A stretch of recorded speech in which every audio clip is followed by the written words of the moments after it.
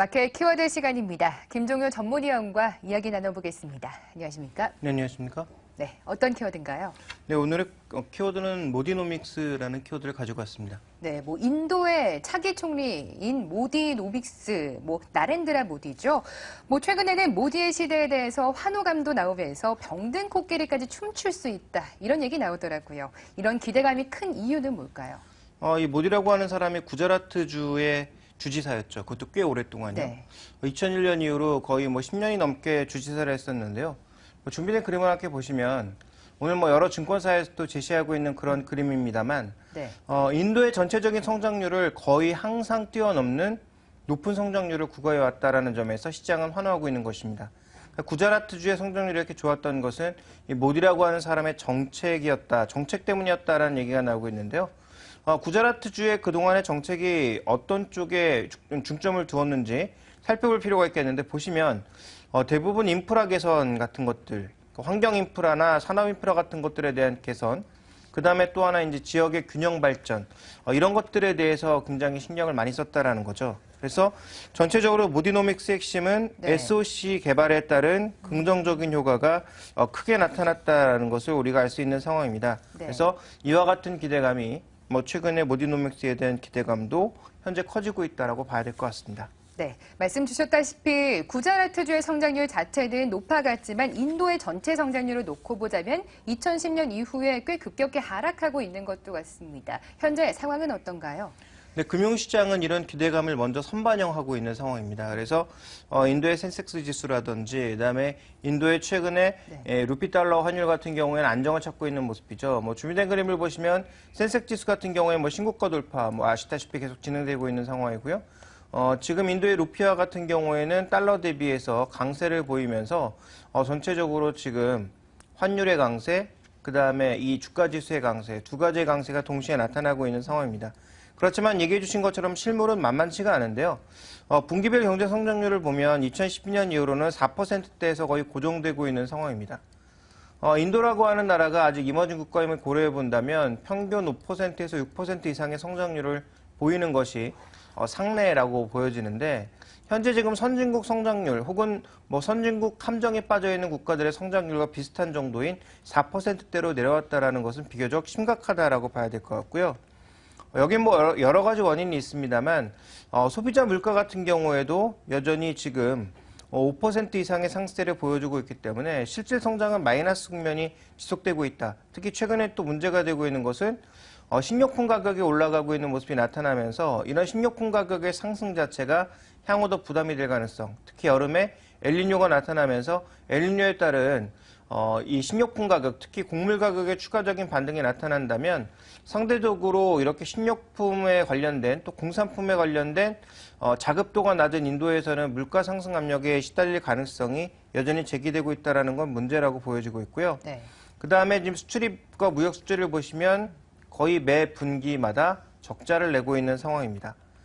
그리고 해외 투자자들의 증권 투자금은 최근에 유입되고 있는 상황입니다만 채권 쪽에서는 일부 또 자금이 빠져나가는 것이 발견이 되고 있고요. 네. 다만 FDI, 직접 투자 금액은 유입됨으로써 모디노믹스에 대한 기대감은 어느 정도 유입시키고 있는 상황이 아닌가 좀 이렇게 볼 수가 있습니다. 그래서 한마디로 요약해보자면 실물은 굉장히 미약하나 금융시장은 모디에 대한 기대감을 선반영하면서 어떻게 보면 당장 어떤 긍정적인 효과가 없다면 설레발을 쳤기 때문에 단기적인 조정이 나타날 가능성도 배제할 수 없는 것이 아닌가. 또 모디의 정책들이 당장 시행한다고 해서 지금 당장 효과가 나오는 것도 아니거든요. 네. 그러니까 그와 관련된 괴리감을 좀 맞추는 시간이 필요하지 않을까라고 보고 있습니다. 네. 그렇다면 개인적으로는 모디노믹스의 성공 여부 어느 정도라고 보시나요?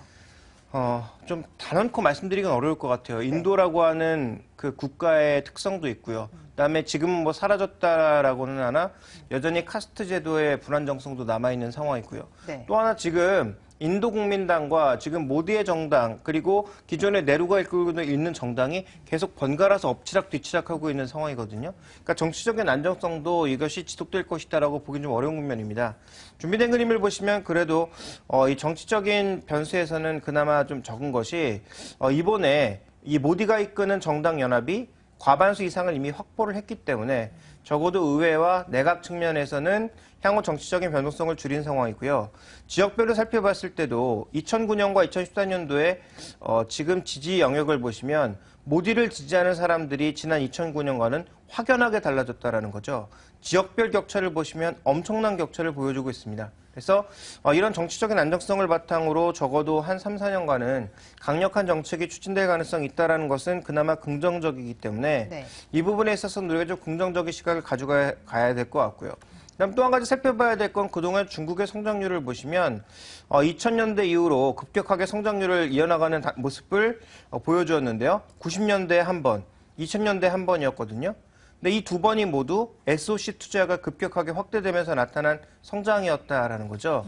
그러면 지금 모디의 정책도 SOC를 강화시키는 정책이기 때문에 이와 비슷한 성장률의 추가적인 상승 압력을 낳지 않을까라는 기대감을 가진다면 분명히 장기적으로는 긍정적인 흐름을 가져가야 될 것 같습니다. 그래서 마지막으로 인구 구조까지 살펴봤을 때 네. 지금 인도가 가장 노령 인구가 적고요. 젊은 인구가 많거든요.